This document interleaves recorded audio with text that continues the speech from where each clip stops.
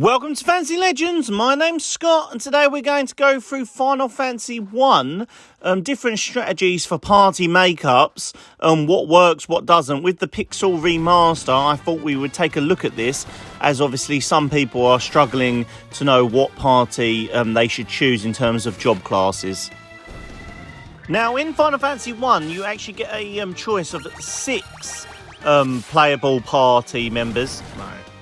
In Final Fantasy 1, you actually get 6 job titles that you can have, which isn't many compared to some of the later titles. However, it's still enough choice when you only have 4 characters. So the 6 that you get to choose from are the Warrior, Thief, Red Mage, Monk, White Mage and Black Mage, which is quite a good mix. So some of them are fighters, obviously, and then some of them are the more magical orientated characters. If it is your first time playing through Final Fantasy 1, I would always suggest that you go through a balanced party. So obviously, for me personally, I've always used the Warrior, the Thief, the White Mage and the Black Mage for a balanced party. I'd always suggest this for beginners.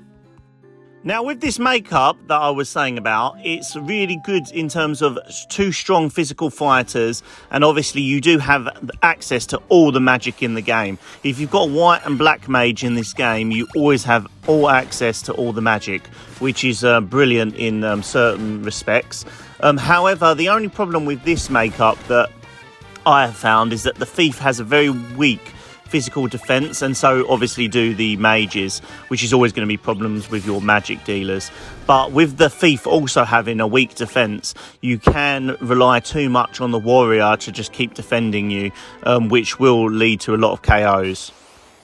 If you are struggling with this, with too many KOs, and even though the Thief can use the flee ability, obviously there are certain boss situations and things like that where you're just going to be wiped out if you're not experienced in the game.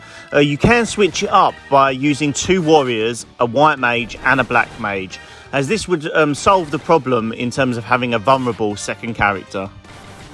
With this makeup, you've got the advantage of the 2 warriors just being able to destroy the enemies in terms of damage, using your White Mage to keep healing the party, and obviously your wizard adding the magical support. That obviously the Black Mage does have very strong magical attacks, so is always brilliant in terms of damage dealing as well. However, obviously the defense is not so great.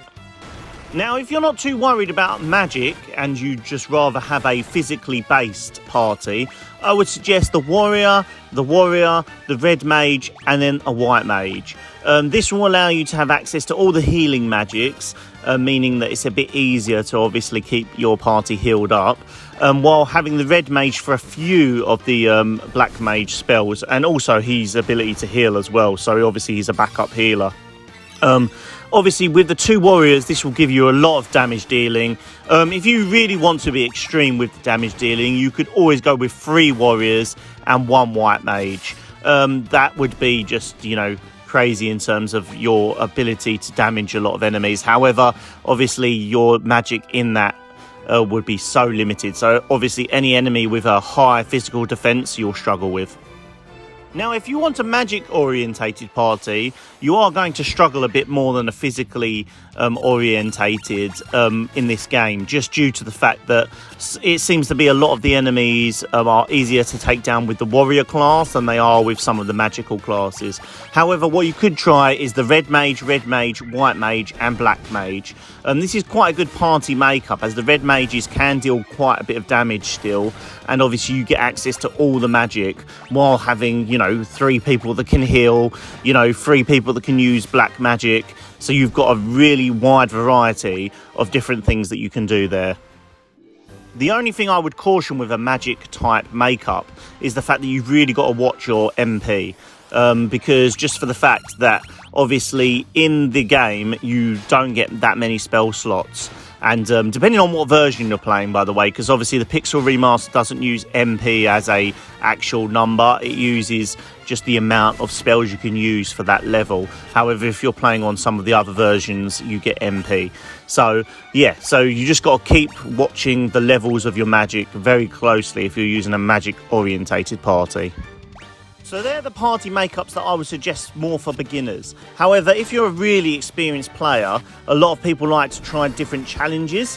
There are a few that you could do. You've got the warrior. Obviously, this doesn't give you any ability to heal. You can do huge damage though, so surprisingly, it is a very good party makeup in terms of just being able to dish out damage and destroy most of your foes. However, obviously, due to not having any magic, it does hamper you, and you'll be relying a lot on consumables.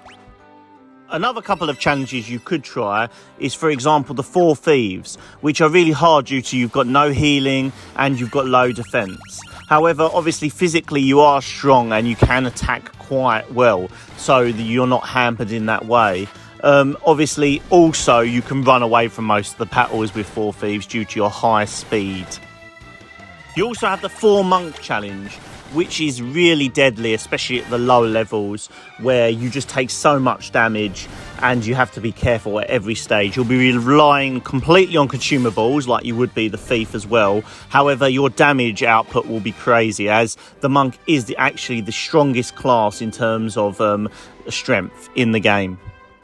Now, if you're really crazy, you could try the 4 white mages or the 4 black mages, which are ridiculously hard due to the fact that, yes, the white mage, you can just keep healing. However, obviously, you're hardly doing any damage. And obviously, with the black mage, you have the problem with you're just going to run out of magic all the time. So those two, I would say, are probably the hardest ones. The only way you could make the game a bit harder is using a solo mode. Where obviously you just let your other 3 characters die and you just go with, like, you know, 1 warrior, 1 white mage, 1 black mage. However, that is literally just if you want to do it for fun. I wouldn't suggest it to anyone. It would take hours and hours. Like most of the challenges that I've gone through on this list, it just makes the game a bit harder for you if you've completed it quite a few times. So that is my suggestions for Final Fantasy 1 in terms of party makeup and what jobs. Please let me know in the comment section down below what you use as your party makeup. Please remember to like and subscribe to the channel if you haven't already. Thank you for listening.